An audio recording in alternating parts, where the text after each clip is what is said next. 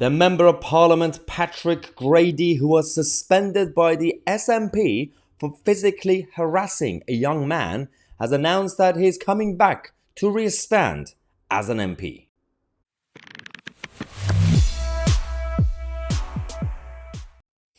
In the words of Michael Corleone from The Godfather 3, just when I thought I was out, they pull me back in. Every day, I wake up thinking, okay, we could have a quiet day when it comes to the SNP saga. All the scandals, all the previous situations and the ongoing investigations. And I think, well, today could be a good day. We could actually have a pretty quiet day. And then something else happens. Another story comes out, left, right and centre. It's like they want to lose the next election. So this is about Patrick Grady, who was actually found to physically be a little bit touchy with at least one young man. He was, by the way, he was in his teenage years. He's a teenager when this happened by Patrick Grady. And he's decided to say, actually, despite me being suspended a while ago by the SNP and I went through the investigation and I was found guilty of it, I'm going to come back and I'm going to re-stand as an SNP candidate to become the SNP MP. Although, the way things are going in the opinion polls, SNP might lose every single seat in the next election. So, good luck, Patrick. So, first things first, it is understood that the former SNP chief whip in London, Patrick Grady, believes that he can use his faith to win over Catholic voters. What? Okay, so considering he was suspended from the House of Commons for sexual misconduct and everything else that happened since then, he's now saying, hey guys, I'm a Catholic. I have my faith. And he's going to go to Catholic communities, despite what he did, and say, hey, vote for me. I'm a man of faith. Yeah, that's going to go well, Patrick. Absolutely great strategy. Great strategy. The last night, the young man who was targeted by Patrick Grady said that Grady should not be allowed to stand again, saying that Patrick Grady hasn't stood down as an MP because the SNP have emboldened him, actually that's true, to feel like he's untouchable by allowing him back into the party. As I said, one issue is Patrick Grady himself as a dodgy person. The other problem is the SNP, their management and leadership. They are encouraging bad behavior. They are condoning this. They are completely defending him, supporting him, and by embracing him.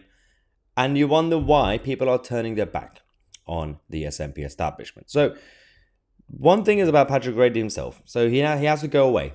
But somebody also needs to hold the SNP to account for allowing him to come back and stand again as an SNP candidate.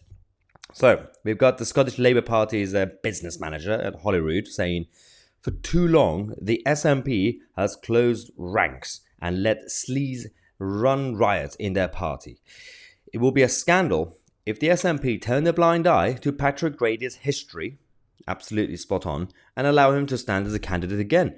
You can't do that. Firstly, I don't think it should just be up to the SNP. We have to have some sort of mechanism in Parliament and the Electoral Commission or something to stop these people. You can't really have people who essentially committed a crime to come back. It makes no sense. Of course, we have the rule of law, we have the court, the due process and everything else, but there has to be some sort of basic vetting process. You can't have him back into Parliament. It's disgusting. And you have so many young parliamentary researchers and parliamentary assistants who work every single day in that building for other MPs. How will they feel? Do they feel safe being around someone like Patrick Grady? I'm not really sure. Probably not. Although it's not just Patrick Grady. We have had a number of other members of Parliament over the last few years and even now who have fallen into those chaotic situations by being a little bit touchy at least. And that's very bad. And it has to be sorted out. But that's a whole different culture that needs to be changed in Westminster. But then the culture at the SNP as a party, that has to change. And individuals like Patrick Grady, the voters in any of these constituencies, you're going to have these sleazy people like Grady standing.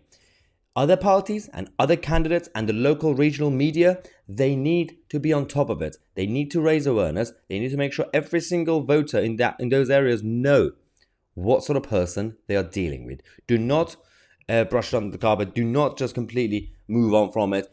I'm talking about Patrick Grady right now. How many of you have actually received any analysis from the mainstream media over the last day or two on this issue? Now, the BBC just quickly talked about it and moved on, and that's it. On their website, by the way, not even on TV. And we're still waiting for some sort of analysis, for some sort of scrutiny to have a vetting process. Anyway, this channel will continue to do its job. I'm Mahyar Tousi, and we are the media.